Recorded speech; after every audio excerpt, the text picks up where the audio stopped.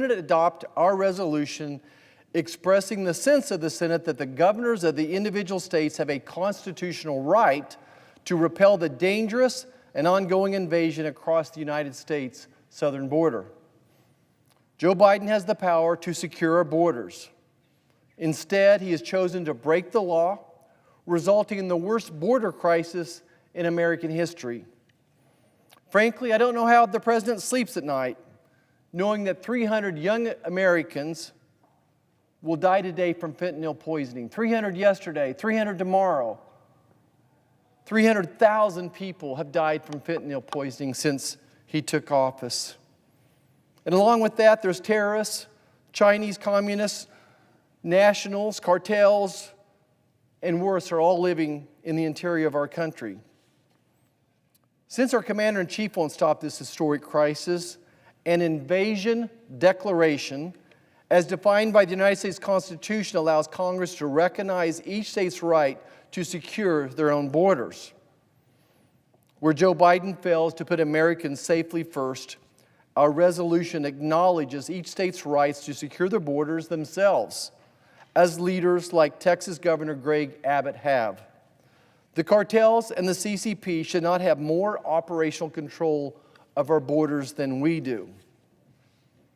So we've reviewed the big picture here. Let's take a closer look. I think the first question we all ask, is this an invasion?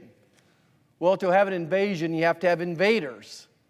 And as we try to understand what the Constitution means, it's good to go back to some of those founding fathers who, when they decided what they thought were invaders. It's interesting that James Madison called pirates and barbarians invaders. And just like the barbarians of Madison's time, today cartels and terrorists are those invaders, acting like pirates of the day. So then let's talk about, is this an invasion? Do we have an invasion on our southern border?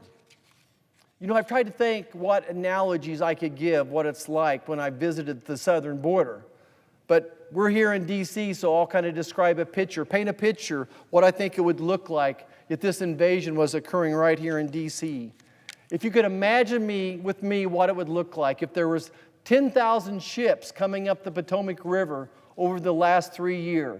10,000 ships, each with 1,000 people from over 180 different nations. 10,000 ships, 1,000 people from 180 different nations. And let's pretend they come up the Potomac River and they lay anchor right out here at the wharf.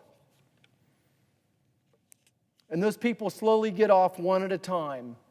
The way I would envision this is one of those ships is full of known terrorists and Chinese nationals.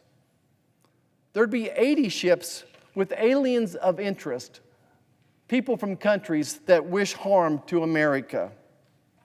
There'd be 200 ships anchored out here where people would hop off the ship and just disappear into the night. 200 ships with 1,000 people on it, disappearing in the night. We have no idea who they are or where they are. There'd be another 200 ships with 1,000 people that President Biden would give parole to. Just say, you're fine, we don't care what reason you are here for, here's your parole slip. And then sprinkled in amongst these ships are criminals, murderers, rapists, thugs, drug traffickers, human traffickers, and thieves. Does that sound like an invasion to you? Next, why do we need to declare this an invasion? Well, what our resolution does is give state governors more powers to defend themselves. If the federal government's not doing their job, then it would make sense that the governors would have the right to defend themselves, to defend their people of their state. So let me explain a little bit further. Now, I'm a physician, I'm not an attorney, definitely not a constitutional lawyer. But fortunately for all of us, the Constitution was written, for the most part, by common people, just like us, so that common people like us could read it and understand it.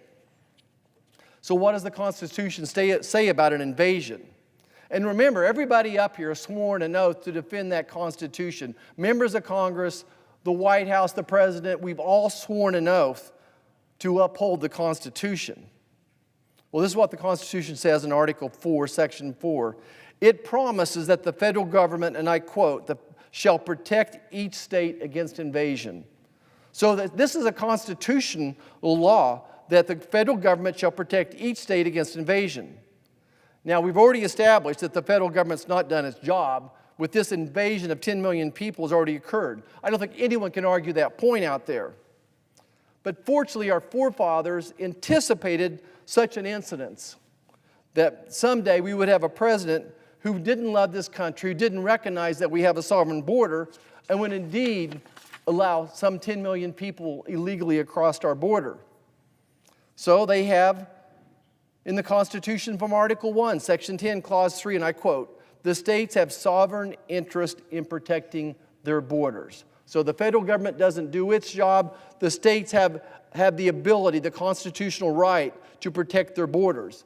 And maybe this is the last point I'll make from the Constitution, and maybe this is a little tricky, but the Constitution goes on to say in Clause 3 of Section 10 of Article 1, and I quote again, "No state shall, without the consent of Congress, engage in war unless actually invaded."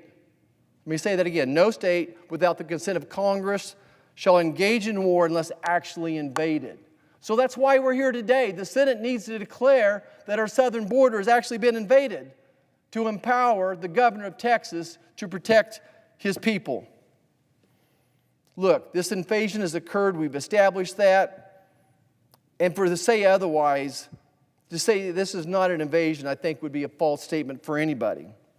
The president's not done his constitutional duty. We've established that. Thus, we must invoke and concur with the governor of Texas that an actual invasion has occurred, and that the governor of Texas, Governor Abbott, has not just a moral responsibility, but the constitutional right to invoke his power and authority to do everything in his capabilities to protect the good people of Texas. Now, I commend and compliment Operation Lone Star. They've come up with more than 35,000 felony charges. They've seized over 450 million lethal doses of fentanyl. Again, 450 million lethal doses of fentanyl, enough to kill every man, woman, and child in America more than once.